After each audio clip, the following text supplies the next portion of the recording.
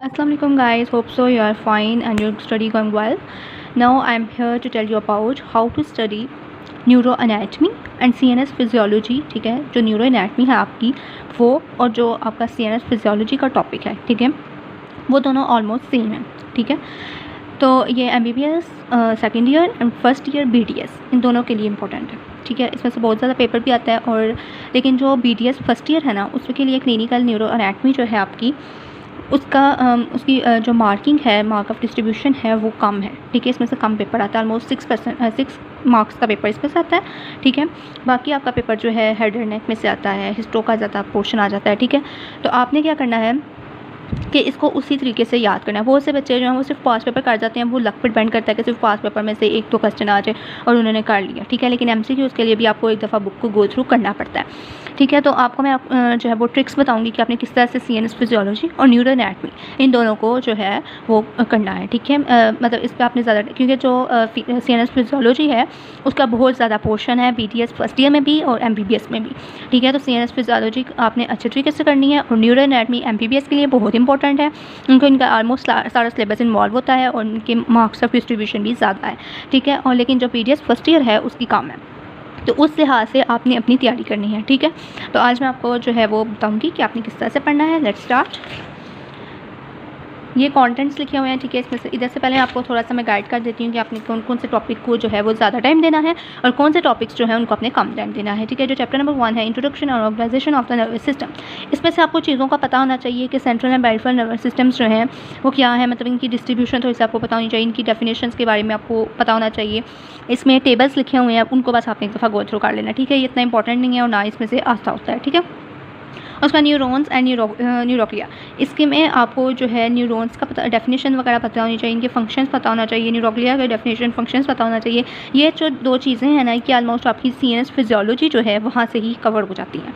ठीक है, तो इधर आपको इतना टाइम वेस्ट करने की ज़रूरत नहीं है इसमें. ठीक है, देन हमारे पास आ जाता है chapter number 3 nerve fibres and peripheral innervations. ठीक है, इसमें आपको ये नर्व फाइबर्स मतलब रिसेप्टर्स एंडिंग्स, इफेक्टर एंडिंग्स, ये भी आपका जो है उसमें CNS फिजियोलॉजी में बहुत अच्छा लिखा हुआ है, वहाँ से भी आप कवर कर सकते हैं. ठीक है, तो वहाँ से इसको आपने देख लेना है, इसके ऊपर इतना टाइम वेस्ट नहीं करना. ये मैं आपको बता रही हूँ फॉर BDS फर्स्ट ईयर, लेकिन जो MBBS है उनको इन सारी चीज़ों की डिटेल होनी चाहिए. ठीक है, क्योंकि उनके क्लिनिकल नोट्स में उनको आते होते हैं, रिव्यू क्वेश्चन वगैरह के बारे में भी पूछा जाता है. ठीक है, मतलब ये जो MCQs इसके लास्ट पर ये हो जाते हैं ना, अक्सर उन्हीं में से ही UQs भी MCQs जो हैं वो आ सकते हैं. ठीक है, तो जो MBBS है उसको थोड़ा सा डिटेल में सारी चीज़ें पता होनी चाहिए यहाँ से भी और CNS फिजियोलॉजी से भी. ठीक है, तो जो BDS है उसके लिए फर्स्ट 3 चैप्टर्स जो हैं वो इतने इंपॉर्टेंट नहीं हैं. ठीक है, तो इतना टाइम इन पर आप वेस्ट नहीं करना. देन आ जाता है हमारे पास chapter number 4. Chapter number 4 spinal cord ascending and descending tracts. ये बहुत इंपॉर्टेंट है, ये BDS के लिए भी MBBS के लिए भी. ठीक है, ये चैप्टर किसी ने भी नहीं छोड़ना. ये आपने अच्छे तरीके से इसके स्पाइनल कॉर्ड का, पूरी स्पाइनल कॉर्ड की लोकेशन, स्पाइनल कॉर्ड की डेफिनेशन, ये सारी चीज़ें आपको पता होना चाहिए. असेंडिंग ट्रैक क्या है, डिसेंडिंग ट्रैक क्या है, इनके नेम्स क्या हैं, इनके ये वाइवा क्वेश्चन में मोस्ट इंपॉर्टेंट है. ठीक है, उसके बाद आपको जो है ये टेंशन सेल्स, ये बस आपने एक दफ़ा पढ़ लेना है. ये CNS फिजियोलॉजी में भी लिखा हुआ है, आप वहाँ से भी कर सकते हैं. लेकिन ये ascending descending tract and spinal cord, ये 3 टॉपिक्स आपको जरूर आने चाहिए और क्लिनिकल नोट्स 163 पे हैं, ये आपको पता होना चाहिए. ठीक है, इसमें अपर लोअर न्यूरॉन जो है, अपर लोअर मोटर न्यूरॉन की लियंस जो हैं वो बहुत इंपॉर्टेंट है और डिफरेंस पूछा जाता है, वो आपको पता होना चाहिए. पार्किंसंस डिजीज़ बहुत इंपॉर्टेंट है, वो आपको पता होना चाहिए.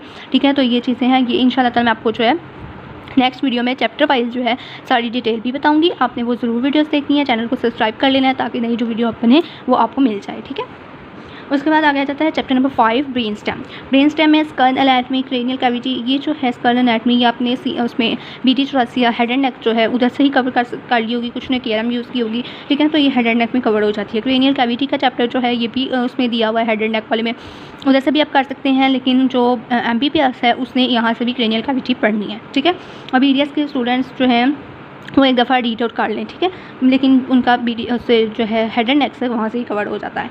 Then introduction to the brain stem, ये बहुत इंपॉर्टेंट है. इसके फंक्शंस, इसकी लोकेशन, कौन कौन से ब्रेन स्टेम्स हैं ये पूछे जाते हैं. ये MBBS BDS दोनों के लिए बहुत इंपॉर्टेंट है. ठीक है, उसके बाद मेडुला ऑब्लोंगेटा, ये बहुत इंपॉर्टेंट है. इसकी डायग्राम्स हैं वो बहुत इंपॉर्टेंट है, इनकी डेफिनेशन, इनकी लोकेशन, ये सारी चीज़ें जो है वो इंपॉर्टेंट है. मेडुला ऑब्लोंगेटा, पोन्स और मिड ब्रेन. ठीक है, ये तीनों आपने अच्छे तरीके से याद करनी है. उसके बाद क्लिनिकल नोट्स भी इनके एक दफ़ा पढ़ लेने हैं. ठीक है, क्लिनिकल नोट्स जो है वो MBBS के लिए इंपॉर्टेंट है. ठीक है, उसके बाद इसमें इसकी डायग्राम्स आ जाती हैं, वो इंशाल्लाह मैं नेक्स्ट वीडियो में आपको बताऊँगी कि आपने कौन कौन सी करनी है और किस तरह से करनी है। उसके बाद आगे आ जाता है चैप्टर नंबर 6। चैप्टर नंबर 6 में सेरिबेलम एंड इट्स कनेक्शंस, ये सारा जो है ये भी बहुत इंपॉर्टेंट है। इसमें आप लोगों ने ये वाले जो टॉपिक्स हैं सेरिब्रल ऑफरेंट फाइबर्स, इफरेंट फाइबर्स, ये आपको पता होना चाहिए। फंक्शंस ऑफ द सेरिबेलम, ये मोस्ट इंपॉर्टेंट क्वेश्चन है। ये CNS फिजियोलॉजी के पेपर में भी पूछा जाता है और एनाटॉमी के पेपर में भी पूछा जाता है। Functions of the cerebellum viva questions में, MCQs में ये बहुत इंपॉर्टेंट है, ठीक है। फंक्शंस ऑफ द सेरिबेलम ये हर हाल में आपने करना है, ठीक है, बहुत इंपॉर्टेंट है। उसके बाद clinical notes of the cerebellum, ये भी आपको पता होना चाहिए, ठीक है। Clinical notes of the cerebellum ये भी बहुत इंपॉर्टेंट है। ये दो चीज़ें आपको अच्छे तरीके से पता होनी चाहिए इस चैप्टर्स में, ठीक है। इसकी क्रॉस एनाटॉमी एक दफ़ा रीड आउट कर लेनी है, बाकी इतना इंपॉर्टेंट नहीं, लेकिन इसके फाइबर्स और functions and then clinical notes ये आपको बताना चाहिए। बाकी डिटेल्स इंशाल्लाह मैं नेक्स्ट वीडियो में हर चैप्टर के बारे में आपको ज़रूर बताऊंगी, ठीक है। उसके बाद आगे आ जाता है सेरिब्रम, ठीक है। चैप्टर नंबर 7 सेरिब्रम, इसमें आपको डायनसेफेलॉन के बारे में पता होना चाहिए, ठीक है। मेन सल्कस, गिराए या जो है सल्कस वगैरह ये आपको पता होना चाहिए। ये आपको ब्रेन के मॉडल्स भी जब आप कॉलेज जाएंगे आपको मिलेंगे, ठीक है। वो ब्रेन के मॉडल से आप पढ़ेंगे तो आपको ईजिली समझ आ जाएगी। और एटलस जो है इसकी हेड एंड नेक की वो भी आपने ले लेनी है, उसके ऊपर भी डायग्राम्स बनी हुई है। डायग्राम सामने रख के फिर आपने ये चैप्टर्स पढ़ने हैं, ठीक है। इस बुक पर भी डायग्राम्स बनी हुई हैं, बहुत अच्छी डायग्राम्स बनी हुई हैं, आपने यहाँ से भी देखनी है, ठीक है। ये सेरिब्रम वाला जो चैप्टर है ये भी इतना मतलब नहीं आता होता BDS में, लेकिन MBBS के लिए बहुत इंपॉर्टेंट है, ठीक है। उसके बाद सेरिब्रल हेमिस्फीयर लोब्स, ये जो है सेरिब्रल हेमिस्फीयर के लोब्स ये बहुत इंपॉर्टेंट है, ठीक है, MBBS में भी और BDS में भी। Then internal structure of the cerebral hemispheres, ठीक है, ये एटलस पे उन्होंने बताई हुई है, जो आपने पेज पे देख लेनी है, ठीक है। ये सारा चैप्टर आपने एक दफ़ा अच्छे तरीके से रीड आउट कर लेना है। इसमें से MCQs ज़रूर बनते हैं, ठीक है। और ये लोब्स वाला तो मोस्ट इंपॉर्टेंट है डायग्राम के लिए, ठीक है। डायग्राम के लिए भी ये क्वेश्चन आता होता है। देन आ जाता है the structure and functional localisation of the cerebral cortex, इसमें स्ट्रक्चर आ जाता है, कॉर्टिकल मैकेनिज्म। इसमें आपने जो है मोस्ट इंपॉर्टेंट चैप्टर वो कॉर्टिकल एरियाज़ है, ठीक है। यही आपने करने हैं और अच्छे तरीके से करने हैं, बाकी सारा आपने अच्छे तरीके से रीड आउट कर लेना है, ठीक है। जो BDS है उसके लिए इतना इंपॉर्टेंट नहीं है, उसके लिए सिर्फ ये कॉर्टिकल एरियाज़ जो हैं ये इंपॉर्टेंट हैं, ये आपने अच्छे तरीके से करने हैं, क्योंकि ये MCQs में भी आते हैं और अक्सर SCQ में भी जो सिनेरियो बेस्ड बन के आते हैं, ठीक है। आपने 7 पास पेपर ज़रूर देखने हैं, उससे आपको बहुत अच्छा आइडिया हो जाएगा, ठीक है। और MBBS के लिए भी कॉर्टिकल एरियाज ही इसमें से इंपॉर्टेंट है। साथ में क्लिनिकल नोट्स तो MBBS ने ज़रूर करने हैं, ठीक है। और जो BDS है वो सिर्फ यही कर सकती है, ठीक है। लेकिन वो सिनेरियो बेस आपको चीज़ें पता होनी चाहिए इस BDS को भी कि किस तरह से क्वेश्चन आए तो हम उसमें क्या चीज़ें लिख सकते हैं, ठीक है। और sir reticular formation and limbic system, इन दोनों के फंक्शंस पूछे जाते हैं, ठीक है। आज तक जब भी पेपर आया ये पूछा है लिम्बिक सिस्टम के कंपोनेंट्स क्या हैं और रेटिकुलर फॉर्मेशन की डेफिनेशन पूछ रहे हैं या इसके फंक्शंस, ठीक है। तो ये आपको दोनों चीज़ों में सिर्फ यही चीज़ें पता होनी चाहिए, ठीक है। इनकी लोकेशन वगैरह पता होनी चाहिए, डेफिनेशन प्रॉपर पता होनी चाहिए वाइवा क्वेश्चन के लिए। वही आपने सिर्फ अच्छे तरीके से रीड आउट कर लेना है, ठीक है। उसके बाद आ जाता है basal nuclei. Basal nuclei most important chapter है। बेसल न्यूक्लियाई की डेफिनेशन, उसके फंक्शंस, उसके कंपोनेंट्स, ठीक है, ये बहुत इंपॉर्टेंट है, ये आपने करना है। कॉर्पस स्ट्रेटम, एमिग्डाइल न्यूक्लियस, ये ऐसे क्यों पूछ लिया जाता है, ठीक है। सब्सटेंशिया नाइग्रा की अगर जो है वो डिजीज़ के बारे में पूछ लिया जाता है, ठीक है। क्लिनिकल नोट आता है इसके ऊपर सब्सटेंशिया नाइग्रा के रिलेटेड, ये आपको पता होना चाहिए। बाकी आपने सारा एक दफ़ा रीड आउट कर लेना है, ठीक है। बेसल न्यूक्लियाई के फंक्शंस, ये मोस्ट इंपॉर्टेंट क्वेश्चन है, पेट क्वेश्चन है, ये हमेशा पूछा जाता है वाइवा में, SCQs में, MCQs में, ठीक है। और इस पर भी क्लिनिकल नोट नहीं है, लेकिन आपको फंक्शन इसके पता होने चाहिए, ठीक है। और इसके कंपोनेंट्स पता होने चाहिए बेसल न्यूक्लियाई के, ये भी बहुत इंपॉर्टेंट चैप्टर है। और देन मैंने आपको कौन सा चैप्टर बताया है, ये ब्रेन स्टेम वाला बहुत इंपॉर्टेंट है। और ये सेरिब्रम के फंक्शंस बहुत इंपॉर्टेंट है, ठीक है। और इसमें से सल्काई गहराई जो है वो इंपॉर्टेंट है, इसके लोब्स। और इसमें से जो हमारे पास स्पाइनल कॉर्ड आ जाता है, असेंडिंग एंड डिसेंडिंग ट्रैक्स आ जाते हैं, ठीक है। ये मोस्ट इंपॉर्टेंट है, ठीक है। जो चीज़ें मैंने आपको बताई हैं ये आपने अच्छे तरीके से करनी है। उसके बाद चैप्टर नंबर 11 आ जाता है क्रेनियल नर्व न्यूक्लियाई, ठीक है। इसमें जो है आपने क्या करना है, क्रेनियल नर्व आ जाती हैं। क्रेनियल नर्व्स जो है क्रेनियल नर्व्स जो हैं ये बहुत ज़्यादा इंपॉर्टेंट है, ठीक है। MBBS के लिए तो बहुत इंपॉर्टेंट है। और BDS जो है उसमें आपको इसके सीक्वेंस वाइज इसके सारे नेम्स आने चाहिए, ठीक है। 12 क्रेनियल नर्व्स हैं और उनके आपको बिल्कुल सीक्वेंस वाइज सारे नाम आने चाहिए, ठीक है। ये आपको MCQs में पूछा जाता है और अक्सर जो है वो SCQ में भी आ जाता होता है, ठीक है। कि सीक्वेंस वाइज क्रेनियल नर्व्स जो है उनके नेम बताएँ, ठीक है। और इनके न्यूक्लियाई वो आपने बहुत अच्छे से याद करने हैं। MCQs में पूछे जाते हैं और कभी कभी SCQ में पूछे जाते हैं कि क्रेनियल नर्व्स कौन कौन सी हैं और उनके न्यूक्लियाई कौन कौन से हैं, ठीक है। तो ये आपको चीज़ें पता होनी चाहिए, इनकी लोकेशंस भी आपको पता होनी चाहिए। इसमें से सारी नर्व्स करनी है, लेकिन जो BTS है उसके पॉइंट ऑफ व्यू से मैं आपको इंपॉर्टेंट बता देती हूँ कि कौन कौन सी क्रेनियल नर्व है जो कि आपको अच्छे तरीके से आनी चाहिए, ठीक है। तो उसमें मोस्टली जो है हमारे पास olfactory nerve, optic nerve, trigeminal nerve, cochlear जो है इसकी, और ऑक्यूलोमोटर की थोड़ी बहुत आपको अच्छे तरीके से जो है वो कंसेप्ट होना चाहिए। कंसेप्ट तो आपको सारी नर्व्स का होना चाहिए, ठीक है, क्योंकि कुछ भी आ सकता है, लेकिन जो इंपॉर्टेंट है वो ट्राइटर्मिनल, फेशियल है और देन ऑक्यूलोमोटर, ये तीनों जो है ज़्यादा इंपॉर्टेंट है। बाकी आपको सारी अच्छे से उसकी डिटेल पता होनी चाहिए। और ये जो है हाइपोग्लोसल नर्व, ठीक है, इसका वो कोर्स पूछ लेते हैं कि हाइपोग्लोसल नर्व का कोर्स क्या है, मतलब कि कहाँ से ये स्टार्ट होती है, कहाँ पे इसकी एंडिंग होती है और किसको ये सप्लाई कर रही होती है, उसमें ये सारा कुछ हमें बताना होता है, ठीक है। ये आपने करना है। उसके बाद accessory nerve, vagus nerve, glossopharyngeal nerve, इन सारी नर्व, और वेगस नर्व भी बहुत इंपॉर्टेंट है, ठीक है, वेगस नर्व बहुत इंपॉर्टेंट है। और facial nerve, vestibular, cochlear nerve, इसका आपको अच्छा सा अच्छी सी इसकी जो है वो आपको कंसेप्ट होना चाहिए अच्छा सा, ठीक है। और जो बाकी हैं उनके मैंने आपको बता दिया, ट्राइटर्मिनल, फेशियल, हाइपोग्लोसल, ठीक है, वेगस, इनका आपको अच्छे से, और ऑक्यूलोमोटर और ट्रॉक्लियर भी थोड़ी बहुत आपको अच्छे तरीके से पता होनी चाहिए। ट्रॉक्लियर भी जो है, ट्रॉक्लियर नर्व जो है ये बहुत इंपॉर्टेंट है, ठीक है। तो इनका आपको अच्छे से कंसेप्ट होना चाहिए, एक एक चीज़ आपको पता होनी चाहिए इनकी, ठीक है। इनका कोर्स, रिलेशन, न्यूक्लियाई किधर है, इनके फंक्शन क्या है, इनका अगर कोई क्लिनिकल आ जाए तो वो आपको पता होना चाहिए, ठीक है। और बाकी जो है वो आपने अच्छे तरीके से रीड आउट कर लेनी है, ठीक है।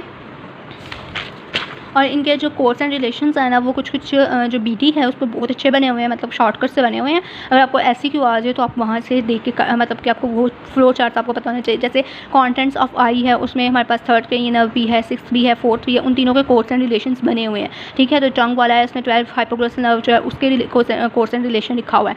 तो वो आपने जो चार्ट, फ्लो चार्ट छोटे छोटे बने हुए हैं वो आपने अच्छे तरीके से याद कर लेने हैं, ठीक है। अगर आपको आ भी जाए तो आपको थोड़ा कंसेप्ट तो होना कि आप क्या लिख सकते हैं, तो आपने वो ज़रूर करने हैं याद, ठीक है। उसके बाद आगे आ जाता है थैलेमस, ठीक है। थैलेमस का जो चैप्टर है इसमें आपको इसके कनेक्शंस और इसके फंक्शंस पता होने चाहिए, ठीक है। और MBBS में तो सारा ही करना है, जाहिर है, ठीक है। तो जो BDS है उसको इसके कनेक्शंस और इसके फंक्शंस बस पता होने चाहिए अच्छे से, ठीक है। हाइपोथैलेमस के भी फंक्शंस, BDS वालों को हाइपोथैलेमस के फंक्शंस, इसकी लोकेशन और इसके न्यूक्लियाई ये पता होने चाहिए, ठीक है। उसके बाद आगे आ जाता है autonomic nervous system. Autonomic nervous system जो है BDS के लिए ये सारा इतना इंपॉर्टेंट नहीं है, ठीक है। उसमें इतना खास इसमें से अभी तक जो है वो कुछ नहीं आया, ठीक है। और इसको बस आपने एक दफ़ा रीड आउट कर लेना बस, ठीक है। और जो MBBS है उसके लिए ये सारे रिसेप्टर्स इंपॉर्टेंट हैं, ब्लॉकेज रिसेप्टर्स और जो BDS है उसने ये ज़रूर याद रखना है, difference between the sympathetic and parasympathetic nervous system जो है इसके में आपको डिफरेंस जो है वो पता होना चाहिए, ठीक है। ये CS फिजियोलॉजी से भी ये वाला चैप्टर कवर हो जाता है, ठीक है। तो यहाँ से करने की आपको इतनी ज़रूरत नहीं है। देन आ जाता है मेनिंजेस। मेनिंजेस आपने ज़रूर करनी है, बहुत इंपॉर्टेंट टॉपिक है। Brain meninges, spinal cord meninges, ये आपको पता होनी चाहिए, इनके क्लिनिकल रिलेशंस आपको पता होना चाहिए, ठीक है। और BDS में आपको सिर्फ मेनिंजेस का पता होना चाहिए, इनकी थोड़ी बहुत डिटेल पता होनी चाहिए, कौन कौन सी मेनिंजेस होती हैं और उनका फंक्शन क्या है, ठीक है। और ये जो है वो BD से भी ऑलमोस्ट हो जाता है।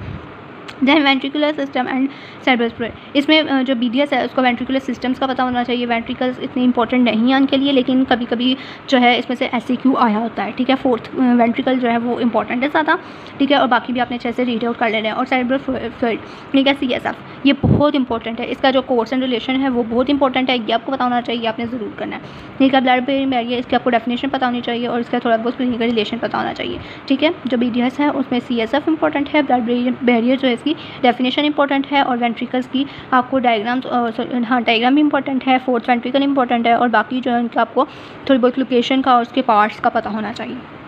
Then blood supply of the brain and spinal cord, ये बहुत इंपॉर्टेंट है BDS के लिए, तो बहुत इंपॉर्टेंट है। ये आपने सारा चैप्टर अच्छे तरीके से करना है। आपको आर्टरीज ऑफ द ब्रेन का पता होना चाहिए, वेन्स का पता होना चाहिए, ब्रेन कैपिलरीज, ब्रेन सर्कुलेशन, ये ऑलमोस्ट आपको सारा चैप्टर जो है यहाँ तक आना चाहिए। क्लिनिकल्स आपको इतने करने की ज़रूरत नहीं है इसके, ठीक है। सिर्फ आपको ब्रेन की सप्लाई पता होना चाहिए, blood supply of the brain क्या है डायरेक्ट पूछ लेते हैं, ठीक है। और आगे से उसकी थोड़ी सी डिटेल पूछ लेते हैं, तो ये आपको पता होना चाहिए। स्पाइनल कॉर्ड की आर्टरीज कौन सी हैं ये आपको पता होना चाहिए, वेन्स का पता होना चाहिए। देन नर्वस सिस्टम डेवलपमेंट, ये इतना इंपॉर्टेंट नहीं है, BDS ने ये नहीं करना, ठीक है। और इसके बाद ये भी नहीं है, ठीक है। ये MBBS के लिए इंपॉर्टेंट है, BDS में ये चैप्टर नहीं करना। ब्लड सप्लाई करनी है after brain and spinal cord, ये मोस्ट इंपॉर्टेंट चैप्टर है। ये जब मैं आपको दोबारा बता देती हूँ, CSF इसमें से इंपॉर्टेंट है और वेंट्रिकल्स इंपॉर्टेंट है। मेनिंजेस आपने करनी है, इसमें से पैरासिम्पैथेटिक सिम्पैथेटिक की बस आपको डिफरेंस पता होना चाहिए, ठीक है। हाइपोथैलेमस के फंक्शन और थैलेमस के फंक्शन, इनके न्यूक्लियाई आपको पता होना चाहिए। क्रेनियल नर्व जो आपको बताई हैं वो आपने करनी है। बेसल न्यूक्लियाई की डेफिनेशन, इसके कंपोनेंट्स, इसके फंक्शंस पता होना चाहिए। रेटिकुलर फॉर्मेशन और लिम्बिक सिस्टम के फंक्शन और कंपोनेंट्स पता होने चाहिए। कॉर्टिकल एरियाज पता होना चाहिए और उनकी क्लिनिकली थोड़ा बहुत आपको पता होना चाहिए। उसके बाद सेरिब्रम आ जाता है। सेरिब्रम में भी आपको ये लोब्स जो है इनके बारे में पता होना चाहिए, sulci gerae कितने हैं, कहाँ कहाँ पे लोकेटेड है, उनके नाम क्या है पता होना चाहिए। सेरिबेलम का आपके फंक्शंस पता होना चाहिए इसके आपको, और इसकी डिजीज़ का पता होना चाहिए, ठीक है। उसके बाद ब्रेन स्टेम, ये सारा आपने चैप्टर अच्छे तरीके से करना है। और spinal cord ascending descending tracts का बताना चाहिए, स्पाइनल कॉर्ड की डेफिनेशन, लोकेशन, फंक्शंस का पता होना चाहिए। और ये पहले 3 चैप्टर्स जो हैं ये आप बेशक कर लें, बेशक एक दफ़ा गो थ्रू कर लें, ठीक है। फॉर BDS के लिए बताया, और MBBS में ऑलमोस्ट सारे पता है, लेकिन जो BDS में मोस्ट इंपॉर्टेंट बताया है वो MBBS के लिए भी बहुत इंपॉर्टेंट है, ठीक है। वो चीज़ें MBBS में भी बहुत इंपॉर्टेंट है। MBBS का तो ये होता है कि उन्होंने क्लिनिकल नोट्स जो है वो ज़्यादा करने होते हैं, उनको क्लिनिकली ज़्यादा पता होना चाहिए चीज़ों का, और बाकी सारा कुछ यही इंपॉर्टेंट है उनके लिए भी, ठीक है। तो इंशाल्लाह ताला नेक्स्ट वीडियो में आपको बाकी चैप्टर्स के बारे में जो है वो अच्छे तरीके से डिटेल में जो है वो बताऊँगी, ठीक है। और आपने जो है चैनल को सब्सक्राइब कर लेना ताकि आपको नेक्स्ट वीडियोज़ मिलें, ठीक है। और वीडियो अच्छी लगी है तो लाइक करें, सब्सक्राइब करें और शेयर करें अपने दोस्तों में भी। और अगर आपको कोई क्यूरी है तो आप कमेंट सेक्शन में पूछ सकते हैं, और दुआओं में याद रखिए। अल्लाह हाफ़िज़।